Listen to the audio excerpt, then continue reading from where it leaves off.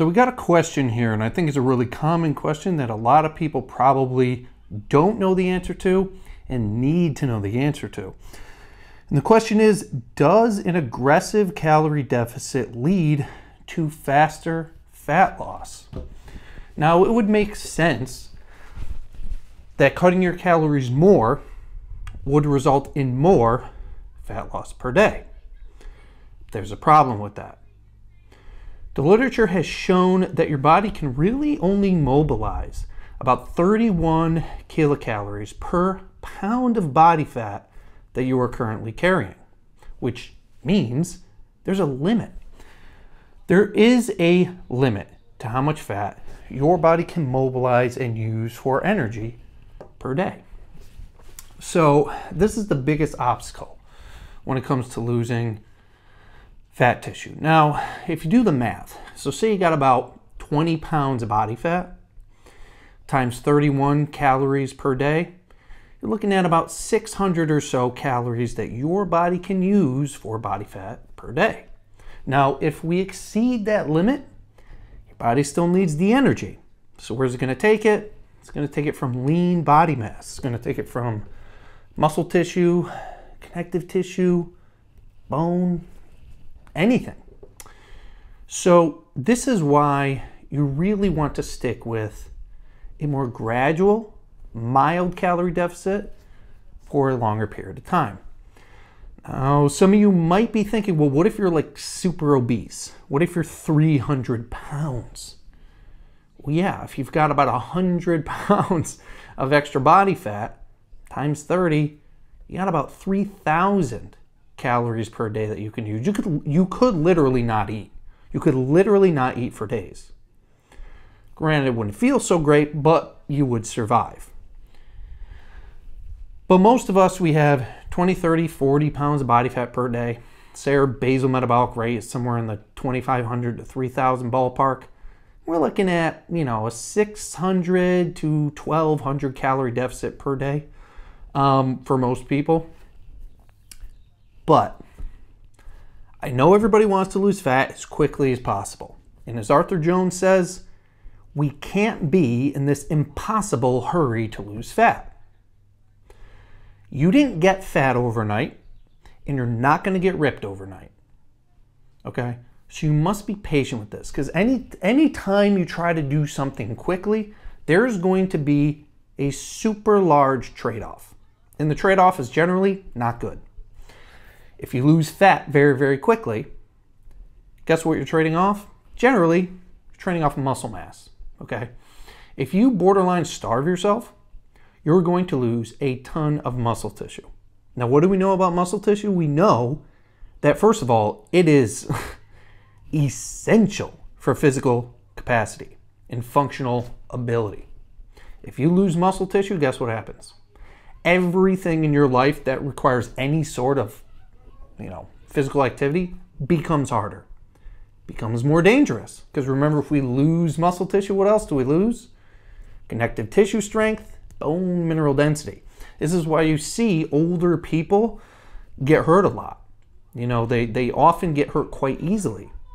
What it's mostly caused from is sarcopenia, age-related muscle loss. So you do not want to lose muscle tissue for those reasons.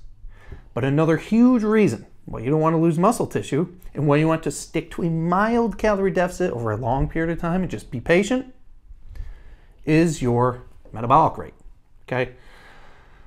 You've probably heard that the more muscle you have, the more calories your body burns per day. That's true. Largely exaggerated in many cases, but if you lose a lot of muscle tissue, your metabolism will slow down, okay? Your resting metabolic rate is largely determined by how much of this metabolically active muscle tissue that we're carrying. Me, for instance, I'm almost 220 pounds. I have very little body fat. I have very visible abs.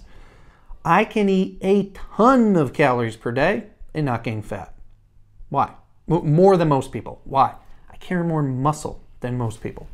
You may wonder how bodybuilders can eat 5,000, 6,000 calories per day and not really gain any fat. Same thing.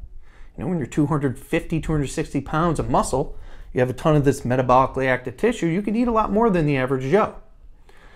Now you may wonder why, some really overweight people seemingly don't really eat that much and they still get fat. It's the same thing. They lost muscle tissue. And you may be thinking, well, they're so big, they have to carry all this extra weight around all the time. They must be building muscle. Well, believe it or not, it's not necessarily true. A lot of very obese people suffer from really bad muscle atrophy. And I think this is part of the reason why it looks like their mobility is very bad. Like, you ever see somebody severely overweight, they can't really walk well, they can't move well. It's mostly because of the muscle atrophy. Because it's caused by something called a fair degree of internal starvation. Your tissues are in constant competition for one another for calories. Your fat tissue, your muscle tissue. Now, if we're not using our muscle tissue like a very obese person would, and we're overeating, well, we're sending the signal to the body that store fat, store fat, store fat. So it's going to allocate more of its calories towards preserving energy and storing body fat, and less of its calories towards preserving or building contractile tissue, muscle tissue. So what you end up seeing is very overweight people. They get very weak, their metabolism slows down even further, and it's just a bad case scenario. So you don't want this to happen to you. This is why you want a very mild calorie deficit over a longer period of time, okay? Because believe it or not, in a deficit, you not only will you preserve muscle tissue if you do intense, good, effective training like my Golden Era system. Click a link in the description if you want to learn how to do that. But you can also build muscle tissue in a calorie deficit.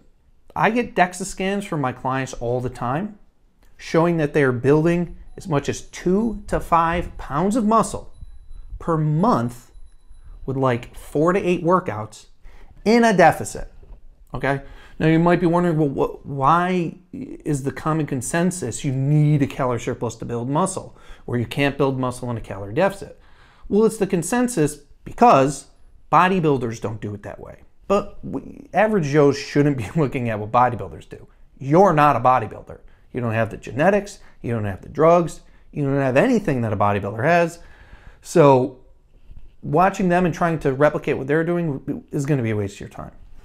Normal people with effective training can build muscle in a calorie deficit. The reason most people don't is because their training is not very effective. So this is the approach you want to take.